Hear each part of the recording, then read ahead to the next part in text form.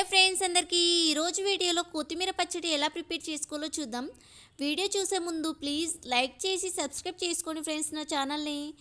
కొత్తిమీరలో vitamin A, C, E, K, fibre, iron, manganese, calcium, phosphorus వంటి పోషకాలు పుష్కలంగా ఉంటాయి. నేను మార్కెట్ నుంచి కొత్తిమీరనైతే తెచ్చుకున్న తర్వాత ఆ వేర్లని మట్టి ఉంటుంది కదా, అదైతే కట్ చేసుకొని కవర్లో అయితే పెట్టేసుకున్నాను. ఇప్పుడైతే కవర్లో నుంచి తీసుకున్నాను. చూడండి ఇలా ఉంది ఇదైతే కడుక్కోండి. ఫస్ట్ శుభ్రంగా కడుక్కోండి. కడుక్కున్న తర్వాత సన్నగా కట్ చేసుకోండి. మరీ సన్నగా అవసరం లేదు, కొద్దిగా పొడుగు ఉన్నా ఏం కాదు. మధ్యలో ఇప్పుడు నేను ఎలా చూపించానో ఫస్ట్ చూపించినప్పుడు ఎంత పొడుగు ఉన్నదో అందులో అయితే 2 భాగాలు చేసుకుంటే చాలు. ఈ కొత్తిమీర పచ్చడికి నేనైతే ఇలా కట్ చేసుకున్నాను. మరి మీరు కూడా ఇలానే కట్ చేసుకోండి. ఇలా కట్ చేసుకొని అయితే కాసేపు అయితే ఆరనివ్వండి. అంటే ఫ్యాన్ కింద పెట్టండి, లేదంటే క్లాత్ పరిచి క్లాత్ మీద కూడా ఆరబెట్టుకోవచ్చు. నేనైతే ఇలా స్టెయినర్ ఉంది కదా, స్టెయినర్లో పెట్టి కింద ఒక బౌల్ పెట్టాను ఫ్యాన్ కింద. ఇప్పుడు స్టవ్ ఆన్ చేసుకొని అయితే కడాయి అయితే పెట్టేసుకోండి. కడాయి కొద్దిగా హీట్ అవ్వనివ్వండి. 2 స్పూన్ల మెంతులు, అలాగే 1 స్పూన్ అయితే ఆవాలు వేసుకొని వేయించుకోండి. గోల్డిష్ కలర్ అనేది వచ్చేంత వరకు చక్కగా వేయించుకోండి. స్టవ్ అనేది సిమ్లోనే పెట్టి వేయించుకోండి, మీడియం లేదా హైలో అస్సలు పెట్టుకోకండి. ఇలా చక్కగా వేయించుకోండి. చాలా వరకు ఈ కొత్తిమీర చేదు ఉంటుందని అస్సలు తినరు, చిన్నపిల్లలు అయితే అస్సలు తినరు. చూడండి ఇలా అయితే ఒకసారి పెట్టండి. మీ పిల్లలకు కానీ ఇంట్లో వాళ్ళకి కానీ ఇష్టం లేని వాళ్ళకు ఈ పచ్చడి అయితే చేసి పెట్టండి. చాలా బాగుంటుంది. టేస్ట్ అయితే మళ్ళీ చేసుకుంటారు, అంత టేస్టీగా ఉంటుంది. ఇలా అయితే మెంతులను ఆవాలను అయితే చక్కగా వేయించుకోండి. ఇలా గోల్డిష్ కలర్ అనేది వచ్చిన తర్వాత ఒక బౌల్లోకి అయితే వేసుకోండి. నేనైతే ఇక్కడ ఒక ప్లేట్లోకి అయితే వేసుకున్నాను. ఇదైతే కాసేపు అయితే చల్లారనివ్వండి, పక్కన పెట్టుకోండి. ఇప్పుడైతే అదే కడాయిలో ఆయిల్ వేసుకోండి. ఆయిల్ని చక్కగా హీట్ అవ్వనివ్వండి. ఆయిల్ కొద్దిగా హీట్ అయిన తర్వాత మనం ఫస్ట్ కట్ చేసి పెట్టుకున్న కొత్తిమీరని ఆయిల్లో వేసి చక్కగా ఫ్రై చేసుకోవాలి. ఒకటేసారి మొత్తం వేయకండి, కొద్దిగా వేసుకొని ఫ్రై చేసుకోండి. చూడండి నేను వీడియోలో ఎలా అయితే చూపిస్తున్నానో అలాగే వేసుకోండి. ఇలా కొద్దిగా వేసుకొని చక్కగా ఫ్రై చేసుకోండి. స్టవ్ అయితే హైలో అసలు పెట్టుకోవద్దు, మీడియం లేదా సిమ్లోనే పెట్టి ఇలా చక్కగా ఫ్రై చేసుకోండి. మాడనివ్వకుండా ఇలా కలుపుకుంటూ చక్కగా ఫ్రై చేసుకోండి. ఈ కొత్తిమీర తినడం వల్ల జీర్ణక్రియని మెరుగుపరుస్తుంది, కడుపు నొప్పి, గ్యాస్, మలబద్ధకం సమస్యలు తగ్గిస్తుంది. ఇంకా రోగనిరోధక శక్తిని పెంచి ఇన్సులిన్ స్థాయిని నియంత్రిస్తుంది. చూడండి ఇలా చక్కగా ఫ్రై అయిన తర్వాత ఒక ప్లేట్లోకి అయితే తీసుకోండి. ఇలా అయితే ఒక స్పూన్తో ఒక ప్లేట్లోకి అయితే తీసుకోండి. మీకు బాండీలో ఇంకా ఆయిల్ ఏమన్నా లేకపోతే అయితే మళ్ళీ కొద్దిగా ఆయిల్ వేసుకొని కొత్తిమీరని అయితే వేసుకొని చక్కగా ఫ్రై చేసుకోండి. మనం ఫస్ట్ ఎలా అయితే ఫ్రై చేసుకున్నామో అలాగే ఫ్రై చేసుకోండి. ఇలా చక్కగా కలుపుకుంటూ ఫ్రై చేసుకోండి. మరి బ్లాక్ కలర్ వచ్చేంత వరకు అయితే, మాడేంత వరకు అయితే ఫ్రై చేసుకోకండి. ఇలా చూడండి డార్క్ గ్రీన్ కలర్ వచ్చేంత వరకు అయితే చక్కగా ఫ్రై చేసుకోండి.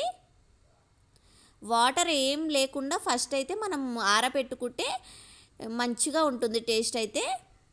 వాటర్ ఏం లేకుండా అలా ఆరబెట్టుకుంటేనే టేస్ట్ అనేది చాలా బాగుంటుంది, ఆయిల్లో చక్కగా ఫ్రై అవుతాయి. లేదంటే మనం మిక్సీ పట్టేటప్పుడు ఈ ఆయిల్లో కొద్దిగా వాటర్ అనేది వస్తుంది, అలా రాకుండా అయితే చక్కగా ఆరబెట్టుకోవాలి ఫ్యాన్ గాలికి. చూడండి మళ్ళీ ఆయిల్ వేసుకున్నాను నేనైతే, కొద్దిగా ఆయిల్ అనేది చాలలే కాబట్టి ఆయిల్ వేసుకొని కొత్తిమీరనైతే వేసుకొని చక్కగా ఫ్రై చేసుకుంటున్నాను. ఇలా ఆయిల్లో వేసుకొని చక్కగా ఫ్రై చేసుకోండి. చాలా వరకు అయితే ఈ కొత్తిమీర తినడం వల్ల చాలా యూజెస్ ఉంటాయి, మన ఆరోగ్యానికి అయితే చాలా మంచిది. ఇలా ఈ కొత్తిమీర తినడం వల్ల యూజెస్ ఉన్నాయని తెలిసిన వాళ్ళైతే జ్యూస్ పట్టుకొని కూడా తాగుతారు. ఇక తెలియని వాళ్ళైతే అసలు కొత్తిమీరని లైకే చేయరు, అసలు తినరు. ఈ కొత్తిమీరని తినడం వల్ల అయితే చెడు కొలెస్ట్రాల్ తగ్గించి మంచి కొలెస్ట్రాల్ని పెంచుతుంది. ఇంకా కీళ్ళ నొప్పులను నివారిస్తుంది. ఇలా చక్కగా ఫ్రై అయిన తర్వాత ఒక ప్లేట్లోకి అయితే తీసుకోండి. మొత్తం కిడ్నీలో రాళ్ళను కూడా కరిగిస్తుంది.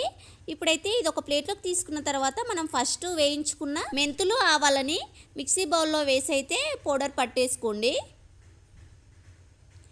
ఇలా మిక్సీ పట్టి అయితే పౌడర్ అనేది వచ్చింది చూడండి. ఇదైతే ఒక ప్లేట్లో అయితే ఉంచేసుకోండి.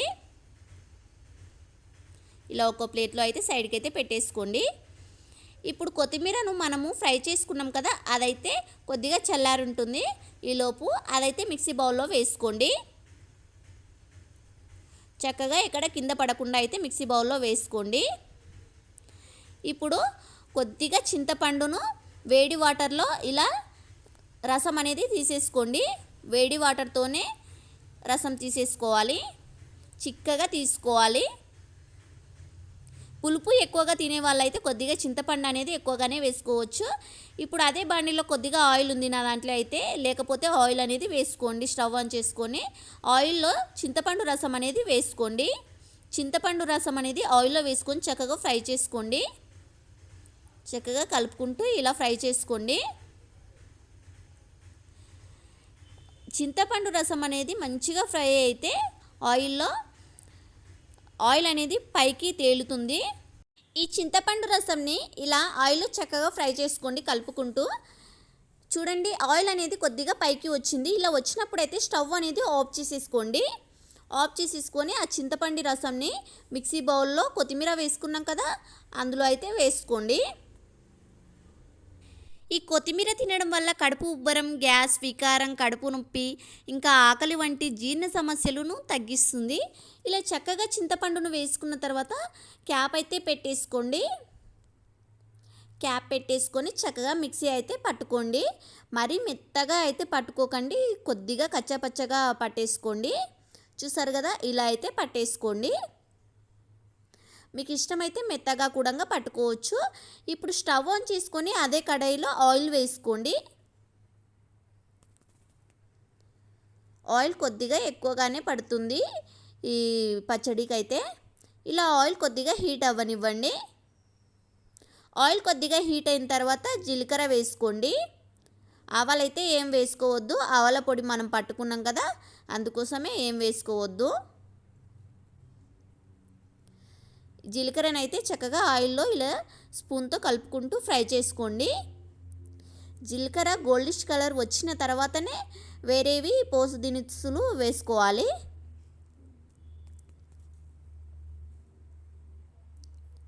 ఇలా జీలకర్ర కొద్దిగా ఫ్రై అయిన తర్వాత శనగపప్పు, పెసరపప్పు, మినప్పప్పు అయితే వేసుకోండి. నేనైతే మొత్తం అందులోనే కలిపి అన్నీ వేసేసాను కాబట్టి మీకు అంత కనిపించలేదు. ఇప్పుడు కొద్దిగా అవి ఫ్రై అయిన తర్వాత వెల్లిపాయలు అలాగే ఎండుమిర్చి అయితే వేసుకోండి. ఎండుమిర్చి వేసుకొని చక్కగా ఆయిల్లో అయితే ఫ్రై చేసుకోండి. స్టవ్ అయితే హైలో అసలు పెట్టుకోవద్దు.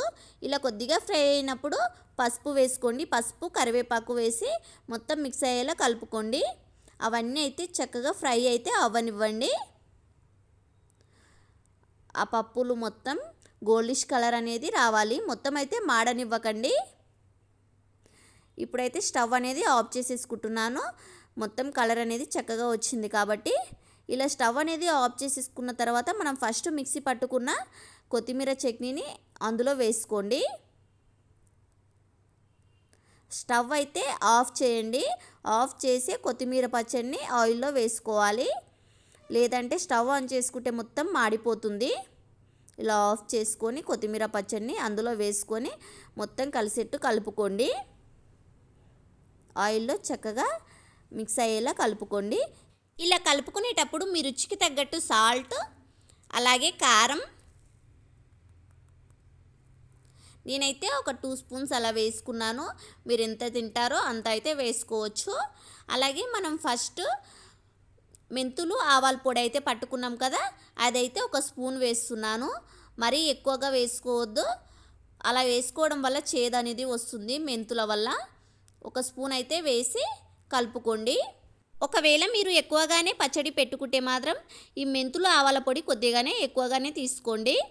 నేనైతే ఇక్కడ కొద్దిగా తక్కువగానే పెట్టుకున్నా కాబట్టి 1 స్పూన్ అయితే వేసాను. ఇలా కలిపి అయితే ఒక బౌల్లో పెట్టుకొని తినడమే. ఇదైతే 1 మంత్ వరకు అయితే చాలా ఫ్రెష్గా ఉంటుంది. ఫ్రిడ్జ్లో పెట్టడం అవసరం లేదు, బయట పెట్టుకున్నా కూడా ఫ్రెష్గానే ఉంటుంది.